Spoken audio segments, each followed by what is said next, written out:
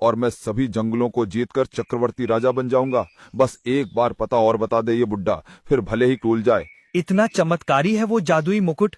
काका, आप उसका पता और बता दीजिए, फिर हम उसको शीघ्र ले आएंगे। बेटा, तुम दक्षिण दिशा में चले जाना, और जब तुम काफी दूर चले जाओगे तो तुमको एक बहुत बड़ा और विशाल वृक्ष दिखाई देगा, और तुम थोड़ा ध्यान से देखोगे तो तुमको उस वृक्ष में एक गुफा का रास्ता दिखाई देगा, और तुम उस गुफा में चले जाना, उसमें तुमको मुकुट मिल जाएगा। अच्छा, तो दक्षिण दिशा में जाना है जब तक वो बड़ा पेड़ नहीं आए, और उस पेड़ में एक छोटा सा गुफा का दरवाजा है, उसमें घुस जाना है और मुकुट ले लेना है। अब मैं मुकुट लेने के लिए जा रहा हूँ। और गधा जल्दी में मुकुट लेने के लिए चला जाता है।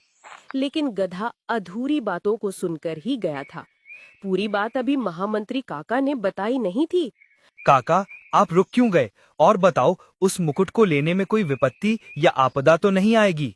ओ बेटा, मुझको नींद की झपकी आ गई थी। हाँ, तो कहाँ था? तुम गुफा में घुसोगे, घुसते ही गुफा के दरवाजे पर रखा वो पत्थर अपने आप लग जाएगा और गुफा बंद हो जाएगी, और तुम गुफा में बिना डरे चले जाना, और फिर तुमको मुकुट दिखाई देगा।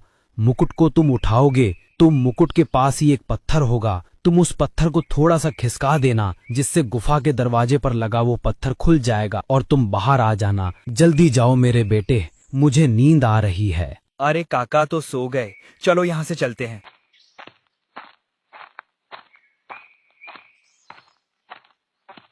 महामंत्री नीलू, हमको ऐसा क्यों लग रहा है कि शायद हमारे अलावा ये बातें किसी और ने भी सुनी है।